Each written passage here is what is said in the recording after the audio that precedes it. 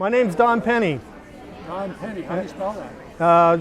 D-O-N, just like Don, and then Penny, like the coin, P-E-N-N-Y. Uh-huh. And what do you do here? I'm Director of Security and Logistics.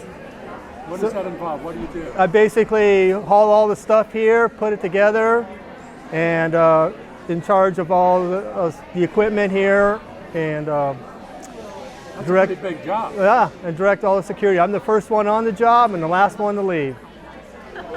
Describe a little bit about the logistics. How many tables, chairs, people, booths, tables? It depends on each event. Like this is a smaller event, so we probably got about 10 different booths. We do, of course, medical, dental, and vision every time. Prescott will add in hearing.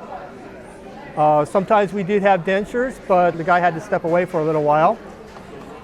But we hope to have him back.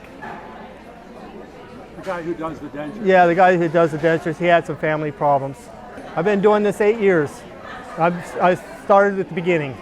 But to do this event? To do this event, we've been planning it for 3 years. And how long have you been actually hands-on putting it all together? Since Tuesday morning. You did all of this since Tuesday. How many helpers do you have? It started with me, Randy, Sean, and 2 ladies, and then eventually more people showed up. About 5 more people showed up to load. And then setting up all of these booths and yeah. So, wow.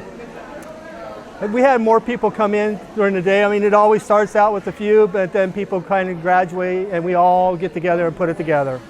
But I get most of the things going, started, and people follow the direction from there. Well, have you ever used the services here? Yes, I have. Did you need something? Tell me about that. I've used dental here, and Dr. Lee couldn't do my procedure here, so he invited me to his office so he can have it done, so I can have it done. And it was an extra tooth extraction. So they don't do the extractions here? Yes, they do, but some situations he can't do it. You know, he needs special equipment to be able to do the procedures, especially when it's below your gum line.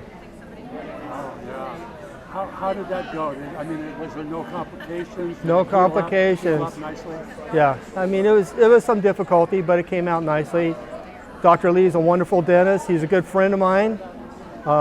We do things together besides this, so yeah, he's a good person. Is that the only dentist here? No, there's a few others too. How many? Right now we have 4 or 5 dentists today. Are you a Seventh-day Adventist? Yes, I am.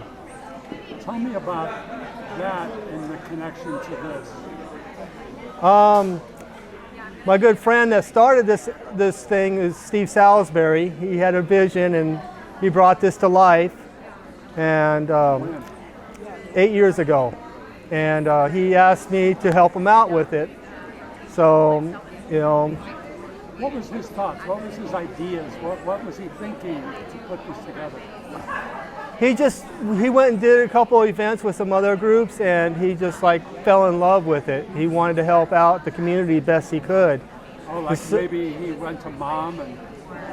Well, he went to other things, and he goes like, we're sitting here at Camp Yavapines, and he goes, what are we doing here? Why don't we do something for the people? So he envisioned putting together, our first one ever was in Prescott, Arizona, Prescott Valley at the event center there, Finley Toyota Event Center. And it just started falling apart. He started getting everybody together, the conference got behind him, other organizations got behind this, and it just started falling in place. I loved it the first time I did it too. And I'm not a lifetime member of the Seventh-day Adventists. I've only been in here for less than 20 years. But it's done a lot for me in my life to help turn my life around and get it in a better working order. How does the Seventh-day Adventist beliefs and doing this event coincide? What from the Bible and so on does this illustrate?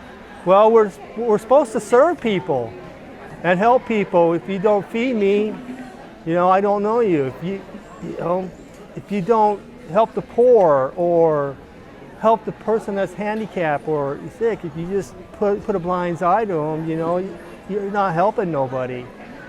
We're supposed to serve, and to me, this is service.